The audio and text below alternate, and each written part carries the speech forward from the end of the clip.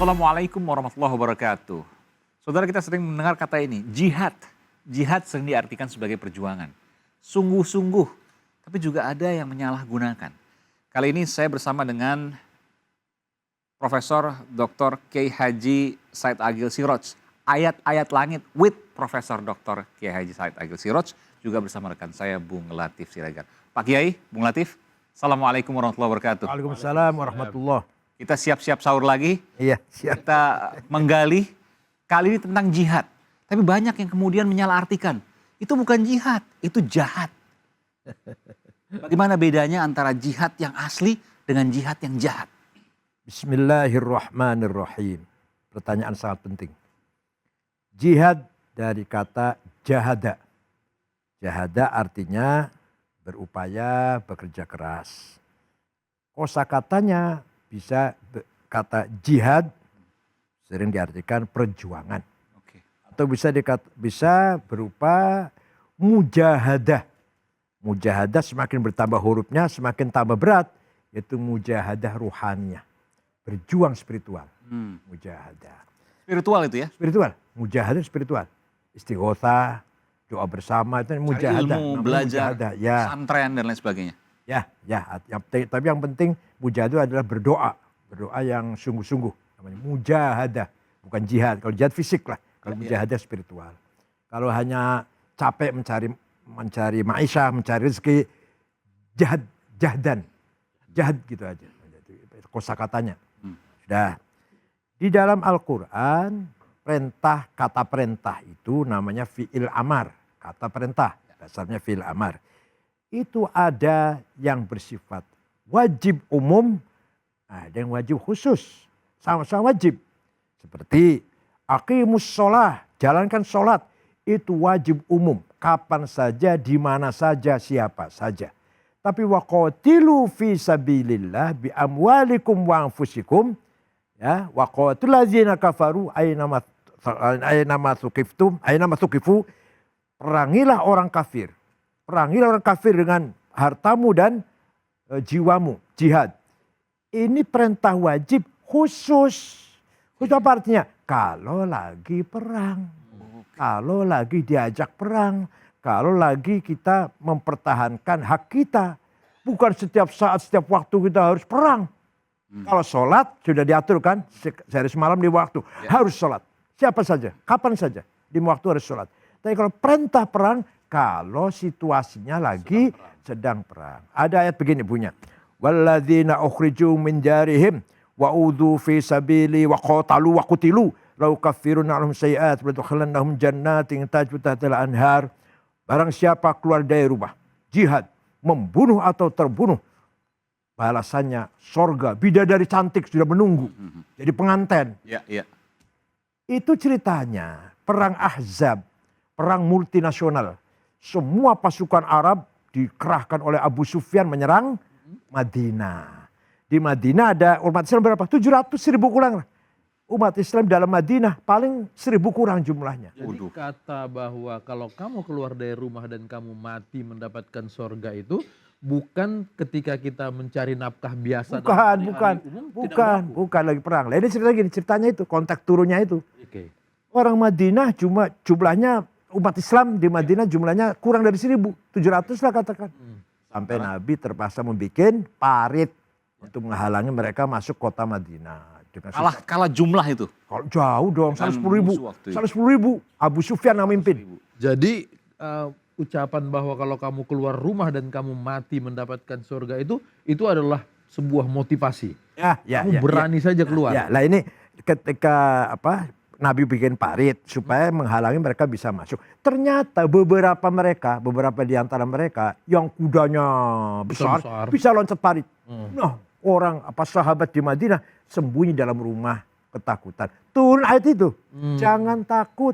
Kamu keluar dari rumah. Hadapi mereka. Kamu mati atau kamu membunuh.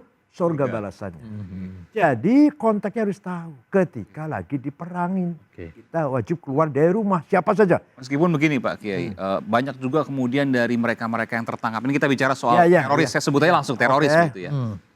Mereka tertangkap dan lain sebagainya. Mereka mengatakan bahwa saat ini kita sedang perang. Kita sedang diperangi oleh musuh-musuh kita, togut dan lain Togut, sebagainya. iya. Itu yang selalu kita dengar, itu yang selalu kemudian didoktrinkan oleh mereka untuk kemudian melakukan katakanlah pengeboman dan lain sebagainya, merusak muka bumi ini. Itu dimulai dari bukunya Said Qutb, Ketua Umum Ikhwan Muslimun, yang menulis buku namanya Ma'alim fit Thoriq, bahasa Arabnya petunjuk jalan yang benar atau jalan kebenaran. Yang isinya selain yang bersumber dari Islam, jahiliyah. Kalau jahiliyah berarti harus diperangin. Oke. Selain Islam, tauhid. Tauhid isinya komunisme, kapitalisme, sosialisme, nasionalisme termasuk tauhid. Jadi Demokrasi termasuk. demokrasi, pilihan umum, parlemen itu tauhid karena tidak bersumber dari Islam. Nasionalisme dari Ernest Renan tahun 1895. Oke. Itu walhasil bagi mereka yang tidak sistem khilafah, yang tidak menggunakan sistem khilafah, tauhid. Tauhid jahiliyah harus diperangin. Barang siapa merangi tauhid, jihad, mati syahid. Kemudian relevansinya dalam zaman sekarang ketika kemudian kita hidup bukan lagi semuanya sumber Islam, ada demokrasi yang kita jalankan, itu masih relevan nggak mengaitkan antara jihad itu dengan perang tersebut? Ya, kita ahli sunnah wal jamaah itu Islam yang moderat, tawassut, wasatiyah. Kita tidak mati dengan tek, tidak berhenti dengan tek, tapi kita harus mengambil ijma. Menggunakan ijma apa itu? Konsensus para ulama. Jadi akal ulama dipakai. Yang kedua, kias, analogi harus dipakai dong. Tidak hanya Quran hadis tak yang mati di situ.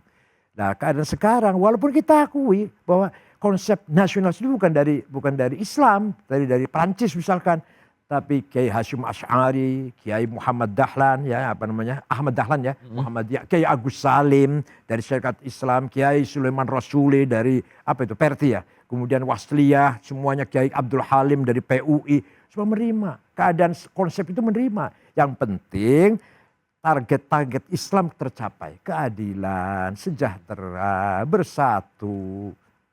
Makanya Indonesia disebut Darussalam, negara yang damai. Bukan negara Islam, bukan negara agama lah. Negara Islam, bukan negara Kristen, bukan negara Hindu, bukan negara Buddha. Bukan negara suku, tapi Darussalam, bahasa Arabnya Darussalam. Ya nation state negara kebangsaan. Kita kan terbuka namanya Islam moderat, tidak mati pada tek. Tidak berhenti di tek, tapi kita ada akal. Akal mencapai konsensus. Atau akal individual, yaitu apa? Kias atau analogi. Analogi ada 9, analogi itu. Cara menganalisis masalah ada 9 macam. Bahasa Arabnya Aulawi, Burhani, Mantiki, Jadali, Istiqra'i, Tamthili, Khitobi, Syi'ari, Iqna'i. Wah, ini namanya ilmu sulfik, ini belajar 2 tahun dulu. Gak bisa bertemu sekali begini aja ya. Tadi soal melanjutkan tadi, togut. Bahwa kemudian disebutkan yang selain dari Islam itu yang kemudian dipahami oleh Said Qutb ya. Itu adalah kafir, togut, jahiliyah dan lain sebagainya. Intinya harus diperangi gitu lah ya. Jadi harus diperangi gitu. Padahal kafir pun tidak semua harus diperangi, betul ya Pak Kiai? Iya. Nanti saya bicara soal itu juga. Tapi sebelum ke situ, mereka juga beranggapan bahwa hukum kita bukan hukum Islam. Sehingga harus diubah. Entah itu mengubahnya dengan cara khilafah misalnya, atau dengan cara apapun, kekerasan dan sebagainya, yang penting berubah. Tidak menjadi hukum dunia, menjadi hukum Islam, dan tidak menyembah pada taugut. Bagaimana Pak Kiai melihat ini? Hukum Islam itu yang mana? Yang mana ya? Hukum Islam itu adalah hukum yang prinsip-prinsipnya adalah memberi kesejahteraan rakyat. Di negara Indonesia ini, misalkan Indonesia berjalan dengan baik nih, sayangnya belum baik. Kalau negara Indonesia ini bukan negara Islam, tapi perjuangan atau agenda, program kerjanya lah, agenda kerja pemerintah ini mensejahterakan rakyat, mencerdaskan rakyat, kemudian pemerintahnya adil, tidak ada yang korupsi, misalkan tegak hukum adil, sejahtera, ya sudah Islam. Sudah Islam, itu namanya maqasidus syariah, target-target syariah, sudah Islam. Tidak harus sesuai dengan tidak harus legal formal hukum Islam. Tidak harus legal formal negara Islam. Mohon maaf, kata-kata negara Islam di Quran tidak ada. Tidak ada? Bahkan jangankan negara Islam, umat Islam di Quran nggak ada. Satupun ayat tidak ada? Itu nggak ada. Umatan Islamiyah, umatan Arabiyah, umat Arab nggak ada. Yang ada ummatan wasata. Umat yang moderat. Itulah umatnya Nabi Muhammad. Umat yang moderat. Moderat, umatan wasata. Moderat itu pertengahan. Iya, iya. Itu sesuai dengan yang tadi Pak Kiai Ya, iya. sampaikan Al-Baqarah 190 bahwa perangilah di jalan Allah orang yang memerangi kamu, tapi jangan melampaui batas. Nah itu. Coba, Islam itu ajarannya ya. Kalau kamu punya tahanan, harus kasih makan. Jangan disiksa. Wa ta'amuna ala hubbihi yati miskinan wa yatiman wa asiron. Zakat itu berikan pada orang miskin, anak yatim, orang yang dipenjara. Bahkan zakat pun diberikan. Iya, iya. Selain makanan diberikan zakat juga. Iya, iya, iya. Coba, sedekah lah, sodako ya. Iya, iya. Kali kalau bukan zakat, sodakonya lah. Wa ta'amuna ta'am miskinan wa yatiman wa asiron. Artinya apa itu Pak Kiai? Penghargaan terhadap humanisme atau apa? Itulah Islam sebenarnya. Itulah Islam yang sebenarnya. Tidak sekaku mereka itu letterlek. Memang ada ayat Quran mengatakan wa man lam yahkum bima anzalallahu faulaika humul kafirun. Barang siapa tidak menjalankan hukum Allah itu kafir. Nah ini arti dan tidak menjalankan hukum Allah itu apa? Arti tidak menjalankan hukum Allah. Artinya kalau hukum yang berjatuh diktator, merugikan rakyat, semena-mena, itu baru tidak menjalankan hukum Allah. Kalau hukum itu memberikan kesejahteraan, keadilan, kenyamanan lah, itu hukum Allah sudah. Alladzina at'amahum min ju'i wa min khauf. Kalau sudah masyarakat itu semuanya sejahtera, at'amahum min ju' wa min khauf, dan masyarakat sudah tenang, tidak ada rasa takut, hidup ini dengan aman, itu sudah hukum Allah. Gak usah kata hukum Allah lagi, sudah hukum Allah. Jadi tidak harus orang Islam asal bisa mencapai kesejahteraan itu dia sudah menjalankan hukum-hukum Islam. Tidak harus hukum Islam. Ini Indonesia ini bukan hukum Islam. Asalkan pemerintah itu baik, hukumnya tegak, hukum keadilan, tidak pandang bulu, yang kaya salah pun harus dihukum, yang siapa yang terlibat 300 triliun di tebang pilih, Ya. Harus diungkap tuntas. diungkap jangan lepas. tuntas. Itu sudah hukum Islam itu. Iya. Daripada hukum Islam tapi tebang pilih. Misalkan hukum Islam tapi tebang pilih. Ya mohon maaf, ada negara Islam yang kita nggak usah sebut namanya lah, ada hukum Islam. Tapi mana ada amir pangerannya dihukum? Nggak ada. Tapi kalau rakyat biasa dihukum. Kalau pangerannya nggak bebas hukum. Itu tebang pilih sudah. Tebang itu ya? pilih sudah. Kalau kita mau menempatkan kembali arti jihad, Ya, nah ini bagus, pertanyaan bagus ini. berarti jihad Saya dalam akan kehidupan kembali pada sehari-hari. kitab kuning. Oke. Kitab kuning namanya kitab Fathul Mu'in yang dikaji di pesantren dengan bahasa yang sulit. Nah ini kalau nggak bisa menjelaskannya dengan kontekstual, ya memang kelihatannya kaku. Jadi kalau saya ngartikan insya Allah nggak kaku. Ini bunyinya dulu, teksnya dulu. Faslun fil jihadi wa huwa fardu kifayatin marrotan fi kulli am wa anwa'uhu arba'atun itsbatu wujudillah wa iqamatu syari'atillah wal qitalu fi sabilillah wa daf'u darari ma'sumin musliman kana aw ghairu muslim bil it'ami wal iksa'i wal iskani wa thamanid dawa'i wa ujratit tamrid. Di Ketua Umum PBNU Syafal Fathul Mu'in. Pasal ini membahas tentang jihad. Jihad hukumnya fardu kifayah. Ada 4 macam. Pertama, itsbatu wujudillah. Ayo ajak masyarakat beriman kepada Allah dengan iman yang berlandaskan argumentasi. Bukan hanya iman ikut-ikutan maksudnya. Ayo kita tingkatkan imannya masyarakat ini. Misalkan ada orang ditanya, kamu percaya pada Allah? Percaya. Kata siapa? Kata kiai. Itu masih belum benar. Kalau kata kiai masih belum benar. Kata saya. Kamu percaya pada Allah? Kata siapa? Kata saya. Muhammad Rasulullah, kamu percaya? Kata saya. Itu baru iman yang baik, yang benar. Kalau cuma bilang kiai saya ngomong begitu, enggak. Itu namanya belum masuk. Yang kedua, mengajak masyarakat menjalankan syariat Islam, sholat 5 waktu, puasa Ramadan, zakat. Yang ketiga, bila terpepet kita perang. Oke, sorry Kiai. Mengajak masyarakat menjalankan syariat Islam itu memang boleh? Jihad. Ada? Iya ada. Menyadarkan masyarakat. Syariat Islam yang mana? Sholat 5 waktu. Yang prinsip-prinsip dong. Sholat 5 waktu. Zakat. Terus puasa Ramadan. Pergi haji kalau memang dia mampu dan sehat badannya. Syariat Islamnya dibatasi di situ saja? Yang wajib kan rukun Islam kan itu. Oke. Rukun Islam kan itu yang wajib prinsip. Ya, nanti yang sunnah-sunnahnya diajak sholat tahajud itu kan sunnah itu nanti belakangan lah. Ya, yang terakhir yang penting. Jihad nih, terakhir yang penting. wa daf'u dharari ma'sumin musliman kana aw ghairu muslim.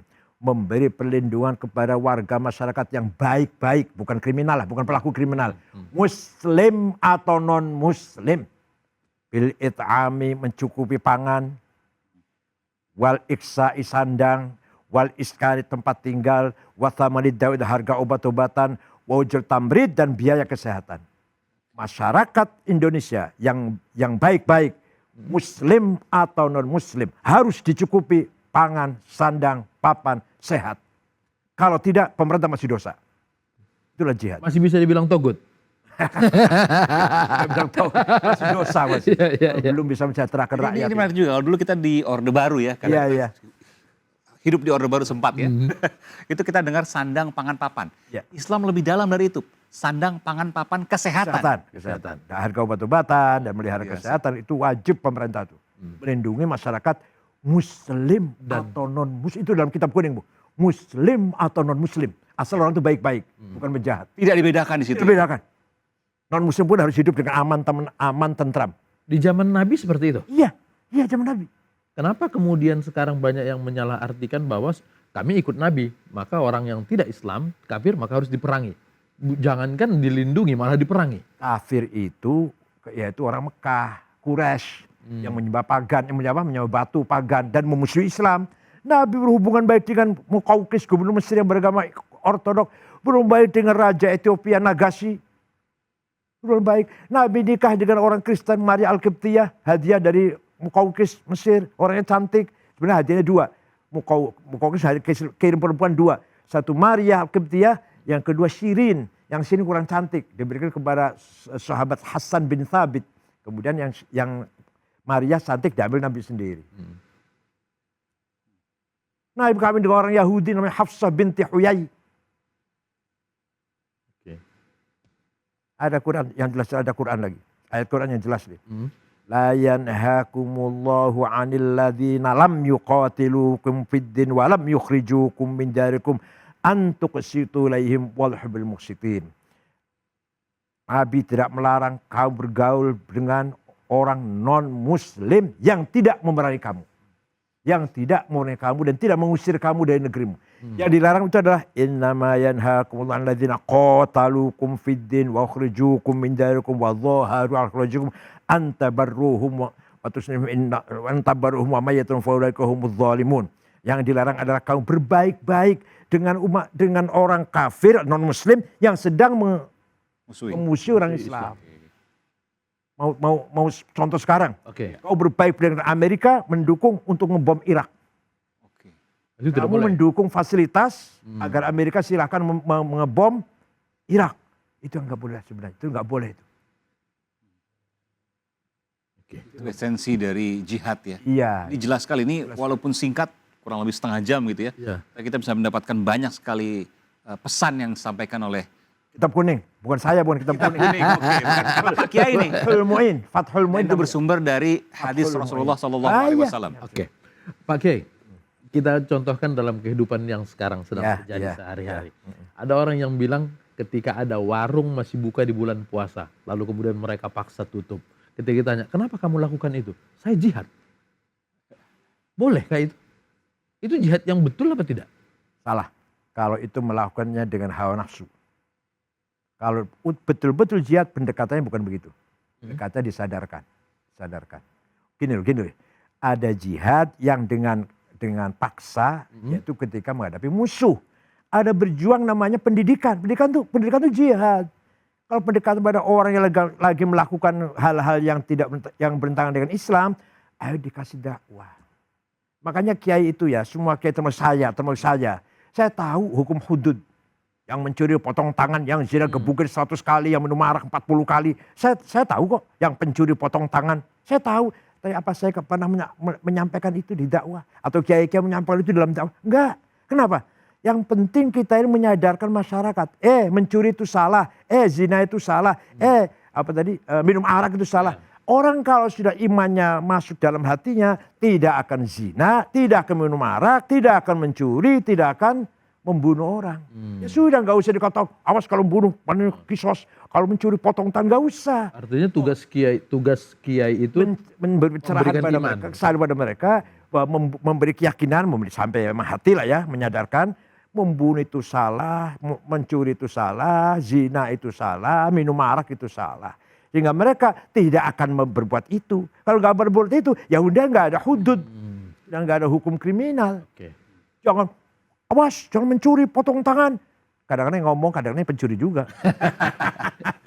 Jadi kalau Aiman melakukan investigasi membongkar sebuah kasus, dia sedang melakukan jihad berarti. Jihad, ya. Asal tidak dengan hawa nafsu, tidak ada kepentingan. Tidak dengan hawa nafsu. Kepentingannya kepentingan publik. Oh, nggak apa-apa. Bukan kepentingan pribadi. Betul. Oh, kalau hawa nafsu maksudnya mungkin saya ingin menjatuhkan tokoh tertentu, itu nggak boleh. Ya, nggak boleh. Oh. Dan itu juga diatur dalam kode etik jurnalistik ya. Ya. Jadi sebenarnya sama nih antara kode etik jurnalistik dengan ajaran agama Islam sama. Ya. Oke, betul ya. Akhlak Islam, ya. Akhlak Islam, baik. Dan itu Kesalehan sosial. gitu. Sosial, ya. Betul. baik. Pak Kiai, ini menarik sekali. Tentu kita tidak berhenti di sini. Akan ada banyak topik bahasan yang kemudian kita akan hadirkan di Ya episode nggak mungkin selanjutnya. bicara jihad cuma setengah jam, ya nggak mungkin. Saya belajar paham seperti ini 2 tahun. 4 semester bisa paham seperti ini. Namanya ilmu usulul fiqh. Usul fikih lah bahasa gampang. Usul Ilmu fikih. mata pelajaran usul fikih namanya. Itu 4 tahun. Bisa ngerti tentang ijma, tentang kias, peran akal dalam memahami syariat Islam. Bukan hanya Harus Quran. paham bahasa Arab juga. Ya iya dong. Kalau misalnya hanya artinya dan lain sebagainya lalu kemudian menyimpulkan, bahaya juga tuh Pak Kiai. Juga. Apalagi nggak ngerti. Nggak ngerti. Ikuti. Ayat Quran doang Ikuti-ikutan. diambil. Eh, Kalau nggak ngerti. ngambilnya juga karena dengar dari orang.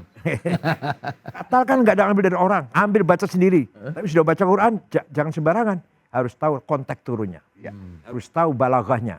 Apa arti daripada ayat ini? Artinya apa maksudnya? Harus begitu. Bukan hanya letterleknya, tekstualnya. Tidak Di belakang. boleh mengambil satu ayat saja kemudian mengartikan sendiri, itu tidak boleh. Ati'ullah wa ati'ur rasul wa ul amri minkum. Itu satu deretan kata kan. Tapi itu beda kualitasnya. Ati'ullah wa ati'ur rasul mutlak, absolut. Wa ul amri minkum muqayyadah, tidak absolut. Ada syarat. Taat kepada Allah, taat kepada Rasulullah, mutlak. Taat kepada pemerintah dengan syarat. Iya betul. Coba itu satu deretan kata, beda kualitas. Dan ada kata-katanya ati kan taat maksudnya. Ya, ya. Atiullah, atiur Rasul. Tapi Ulil pas amri. ulil amri nggak ada Ada artinya. waktu, ya betul. Itu konteksnya dalam sekali memang dalam sekali. Al-Quran. Itu contoh satu, masih banyak. Masih banyak. Biasa. Kita akan Gak bisa setengah jam. nggak habis setengah jam. Oleh karena itu kita akan lanjutkan di episode selanjutnya Pak Kiai. Ya, insya Inilah Allah. ayat-ayat langit bersama dengan Prof. Dr. Kiai Haji Said Agil Siraj. Bung Latif nanti juga akan menyampaikan topik-topik selanjutnya. Ada apa saja? Bung Latif kita bocorkan dari sekarang. Boleh? Jangan, biar penasaran. Oke.